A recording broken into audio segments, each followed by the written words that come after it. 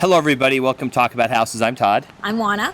Can't wave because I'm holding the iPad here with the market update information. So we wanted to do an update about the Las Vegas real estate market. As you can see, we are not in our regular location. And just so you know, what is behind us is not a green screen. There is no actual screen back here. This is actual. We're on location somewhere. Secret location. So, but anyway, so what we're going to do is we're going to go over the data that just came out for Las Vegas real estate market. We're holding the mics because I don't have the little clippy things that we use. So, plus there's some wind and other stuff. We want to make sure that you can hear us, right? Right. So we are in the wild, so I hope you like it. We're going to make this short, sweet, and to the point. Let's go. Okay, bonus points if you can identify exactly where we are. Yes. Which would be very difficult to do. Okay. So this is the market update for Las Vegas. This data is from Sunday, September 3rd, which is yesterday. And as you can see here, market action index 45. It's been 45 pretty much for the last probably 4 months. It has been, and it's because it is a strong seller's market. Strong seller's market. Will flip over the real-time market profile here. As you can see, mid-list price has kind of settled in at 565. It should be dropping now, but it hasn't been. And this is just a result of sort of strong demand. The other thing that's really interesting is per square foot. Now, per square foot normally, I mean, this is September actually. So September, it's usually down from May, but it's actually up. It's $259 a square foot for $256. Right. So part of that is also that we've had some high-end homes sell. So kind of to that point, I'm going to give you guys a chance for a little bit of trivia. Las Vegas just had its second highest sale ever. So let's see how good you are. Put down in the comments what the sale price was for this home. And you know this because I got the QC the file. You're the broker of the, not the agent, but you're the broker on the file. Yes. Okay. All right. So the other thing that's interesting is days on market is still declining. So stuff's selling faster than it was a few months ago.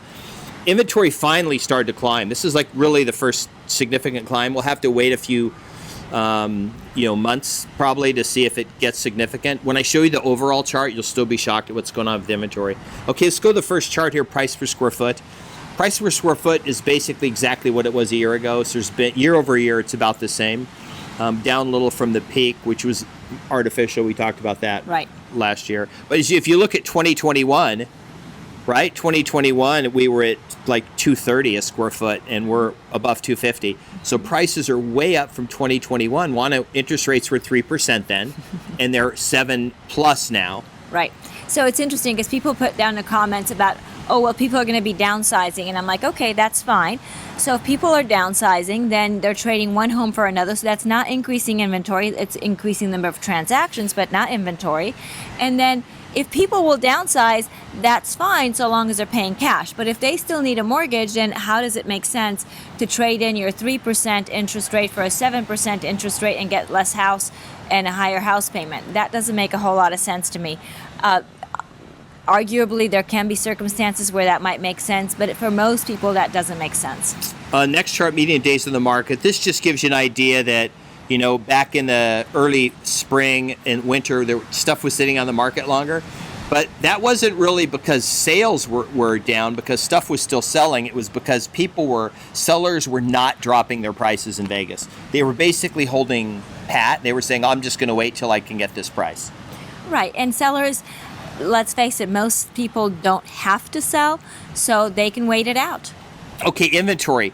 This is the big one that even has surprised us, because we wouldn't, if you had told us 4 or 5 months ago this was going to happen, we wouldn't have believed you. Okay, all those circles are inventory for the last 5 years. And as you can see, we have lower inventory now than we had in October or September of 2021. But what's interesting is all those dots are at the peaks. So we're supposed to be peaking in inventory September, October, and then it starts to slow decline as people start coming back into the housing, buying stuff. But we're not. We're at the low. So inventory's not really going to climb too much more. It's going to basically climb a little, then decline, kind of what you can see what it did in 2020. Yeah, so It'll be interesting to see if it follows the same pattern.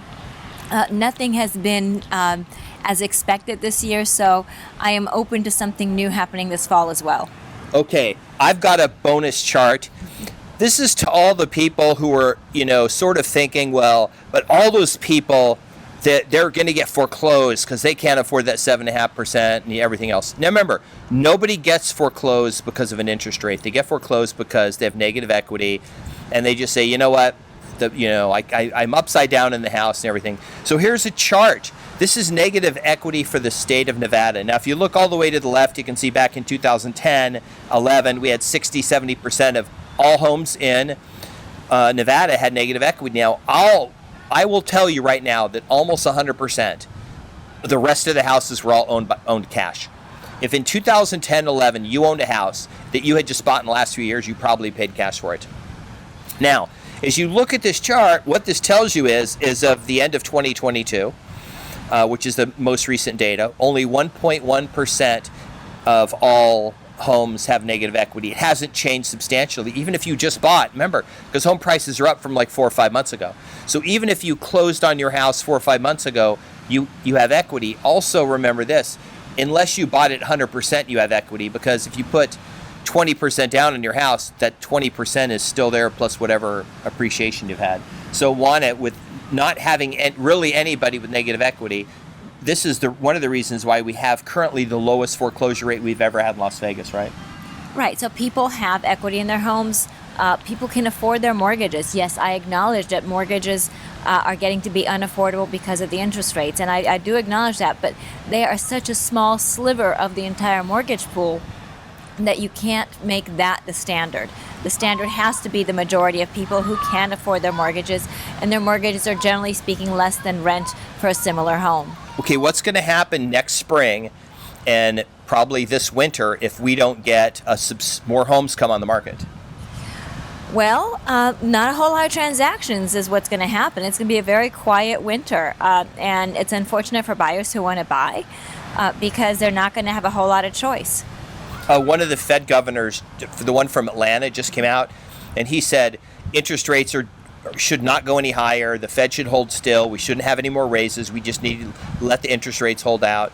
Actually, just this week alone, the 30-year mortgage dropped, still above 7, but it dropped down a bit. So it's moving around, right, what it does. Right. So the Board of Governors is comprised of multiple people, and the Atlanta governor said that he thinks that we need to let the economy digest the current interest rates and let the medicine take effect. Jerome Powell is less patient with that, and he has signaled that there will probably be another interest rate increase. I don't know that it'll be in September. They might wait until the following meeting. There is a strong possibility that there will be another interest rate increase before the end of the year, but we'll have to wait and see. That was it for the update. Yeah. All right. So where are we? Please let us know. Be specific. Don't just guess. Yeah. Be adventurous. Be as specific as you can guess. Yes. Be adventurous. Take a swag at it. Have some fun with us. And then let us know what you think about the market. We're interested in finding out what you think. You don't have to agree with us. We welcome everybody's opinion, and we'll see you. Oh, wait. I'll give you one more hint. Okay. They can't see this because it's off camera, but 6 feet in that direction is the house we're staying in. Okay. So we're literally on a beach. We're like on a beach house. We're just outside the house. The camera is set up on a table just sitting right outside. So. All right. Yeah. Perfect. So remember, like the video, subscribe, hit the notification bell, share the video, leave us comments, and we'll see you on the next video. Bye. Bye.